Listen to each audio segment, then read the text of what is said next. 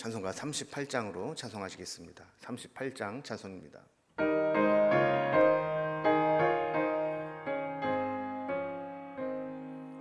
예수 우리 왕이여 이곳에 오셔서 우리가 왕께 드리는 영광을 받아주소서. 우리는 주님의 백성, 주님은 우리 왕이라. 왕이신 예수님 오셔서 좌정하사 다스리소서.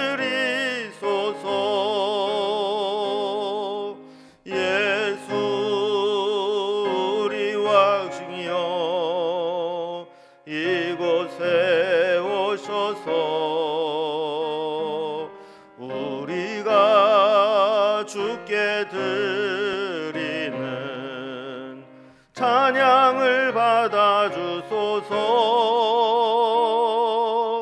우리는 주님의 종들, 주님은 우리 주시라. 주 되신 예수님 오셔서 이 찬양을 받아주소서.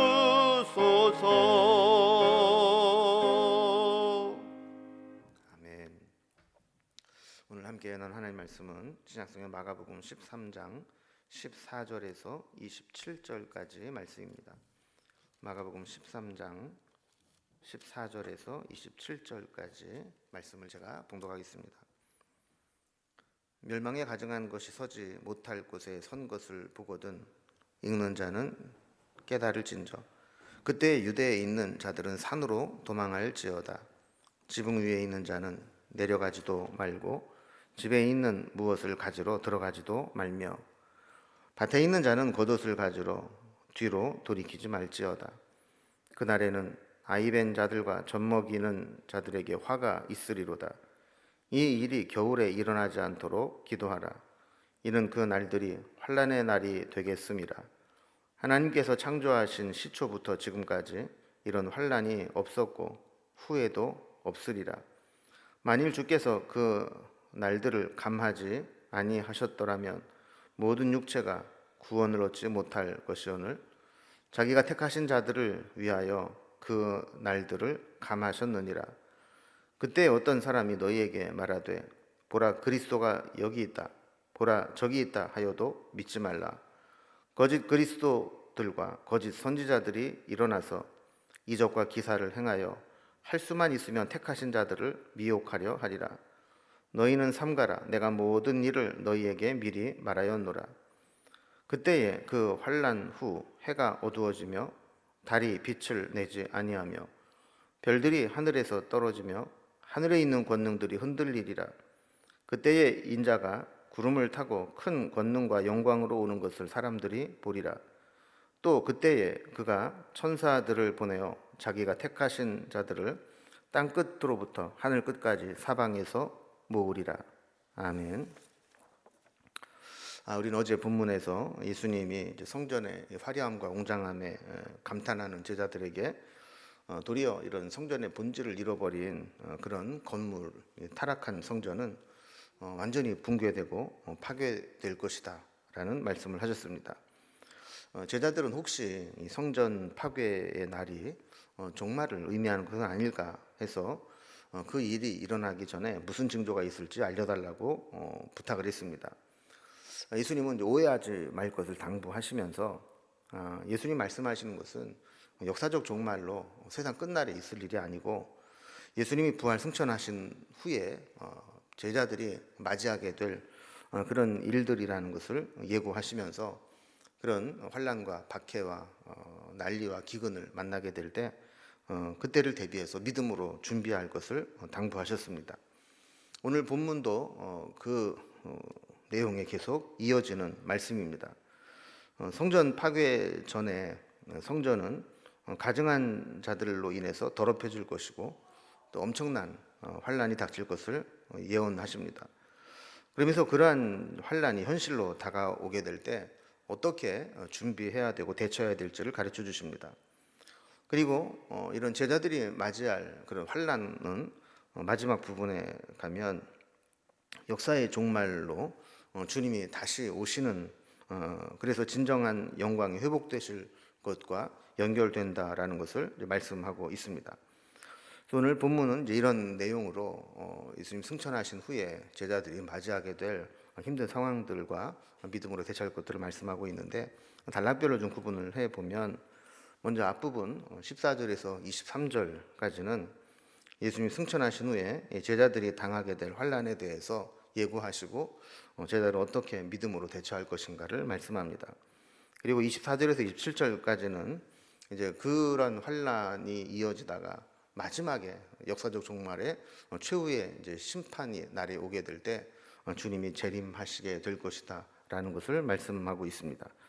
먼저 앞부분을 좀 살펴봅니다. 예수님이 승천하시고 난 후에 제자들이 당하게 될 환란이 어떤 것이고 또 거기에 대해서 어떻게 대처해야 되는지 말씀입니다. 자, 아까 말씀드린 것처럼 성전 파괴에 대한 예고로 시작된 그런 성전 파괴에 대한 징조가 계속 이어집니다. 14절에 보면 이 멸망에 가증한 것이 서지 못할 곳에 선 것을 보거든 그때 유대에 있는 자들은 산으로 도망할지어다 그랬습니다.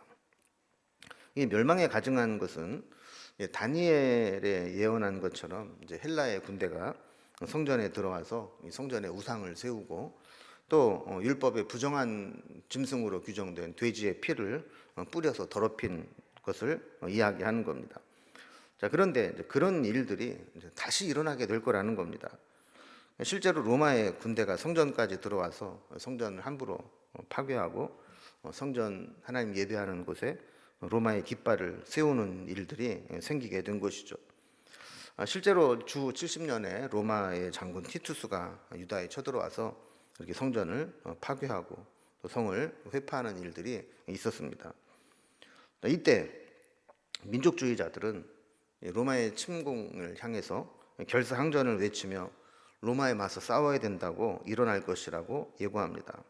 그러나 주님은 그것이 하나님의 심판이기 때문에 그렇게 로마에 맞서서 싸우지 말고 환란의 때를 오히려 피해야 된다라고 말씀을 하는 거죠.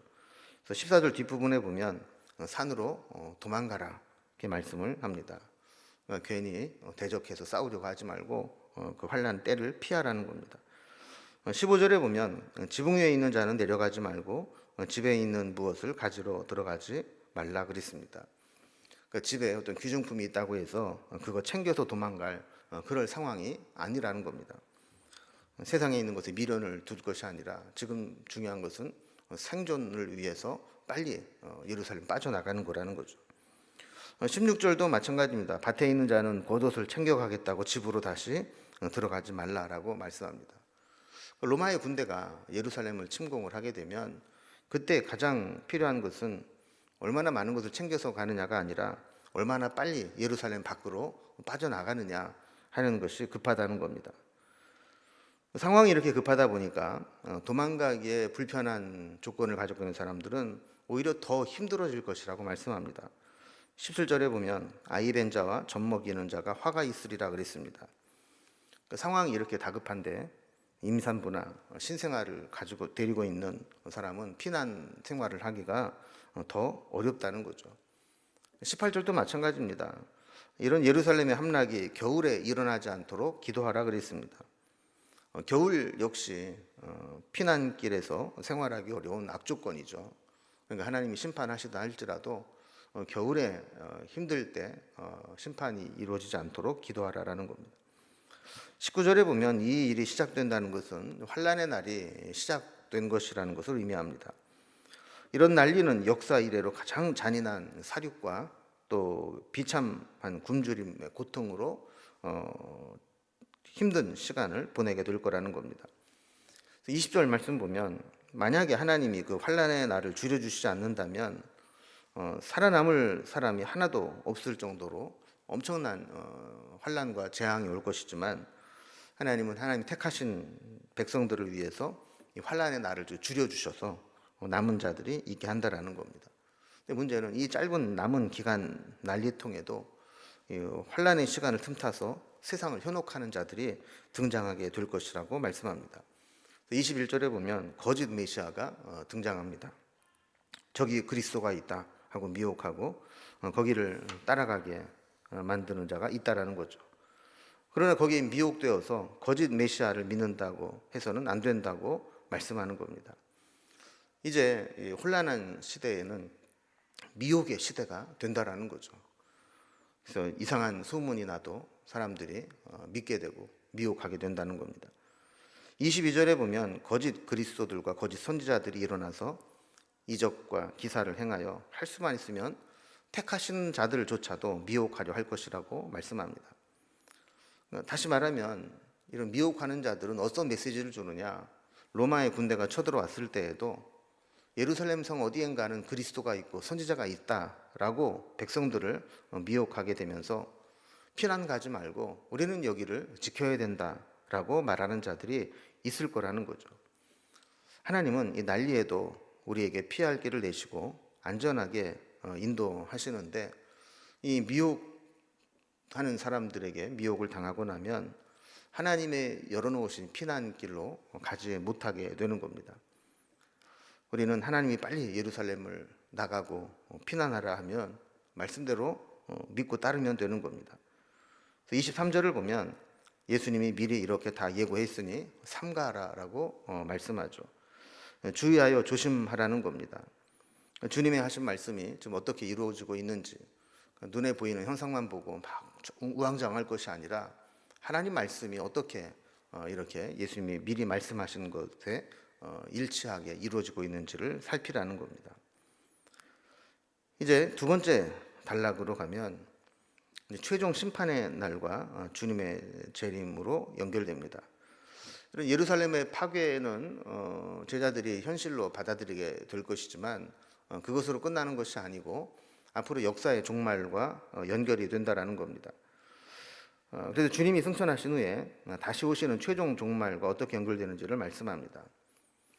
지금 이제 지구의 종말을 걱정해야 될 상황들이 참 많이 있습니다. 환경 파괴로 인해서 이상 기후나 또 재난급 재해들이 세계 곳곳에서 터져 나가고 있습니다. 또 전쟁이나 핵의 위협이 여전히 가능성이 많이 남아 있습니다. 그러나 진짜 인류와 지구의 종말은 그런 기후 이상이나 전쟁이나 이런 것들로 일어나는 것이 아니라 주님의 오심으로 인류의 역사는 종말을 맞게 된다는 겁니다. 물론 하나님께서 맡겨주신 지구를 우리가 잘 관리해야 될 책임이 있기는 하지만 그러나 다른 것으로 인해서 종말을 불안해할 필요는 없다라는 겁니다. 최종 종말은 주님이 이 땅에 다시 오심으로 이루어지기 때문이라는 것이죠. 그때는 이제 어떤 일들이 일어나는가? 24절과 25절에 보면 우주적인 천체의 변화가 일어날 것이라고 말씀합니다.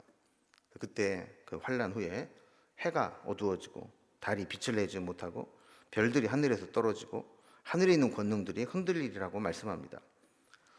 구약 성경에 이러한 우주적인 천체의 변화는 어떤 나라의 몰락과 멸망을 예고하는 상징적인 현상으로 사용되었습니다. 특히 하나님께서 이방 나라를 심판하실 때 이런 상황들을 예고하신 것이죠. 만약에 우리가 실제로 그런 일들을 눈으로 보게 된다면 엄청난 혼란과 두려움에 빠질 것입니다. 이제 우주적 종말과 주님의 재림이 이루어지게 되는 것으로 연결이 되는데 26절 말씀해 보면 그때 인자가 구름을 타고 큰 권능과 영광으로 오는 것을 사람들이 보리라 그랬습니다. 초림으로 우리 주님이 오실 때 아기 예수님으로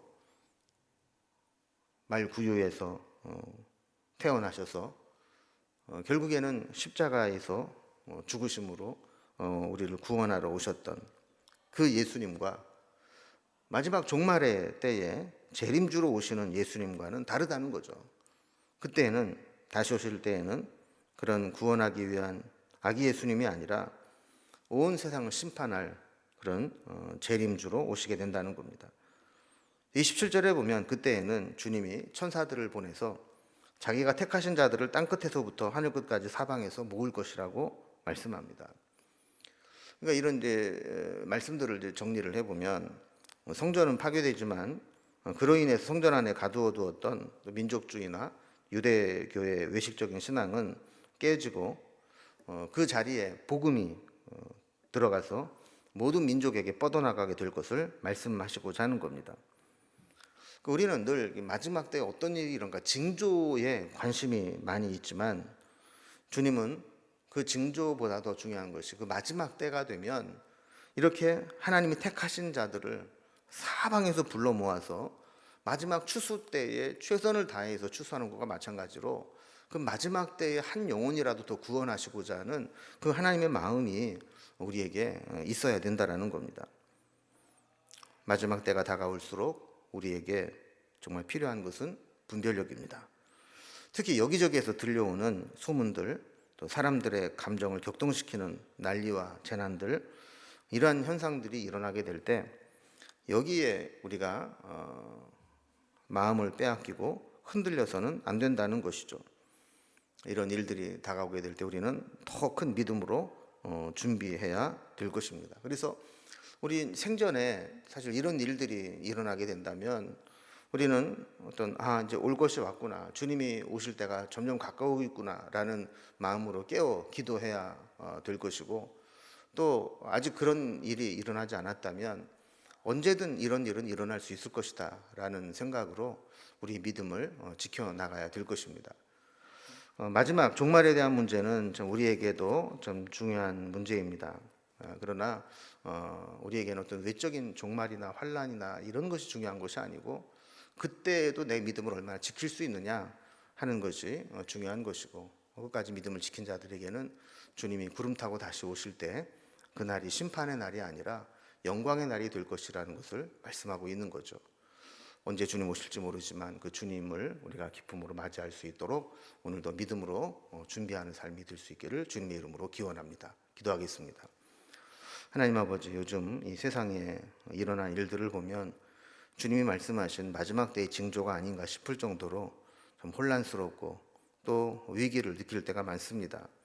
그러나 우리는 이런 현상에 마음이 흔들리지 않게 하시고 그럴 때일수록 오히려 더 우리의 믿음을 지키며 깨워서 하나님의 때를 분별할 수 있는 지혜를 얻을 수 있도록 인도해 주시옵소서.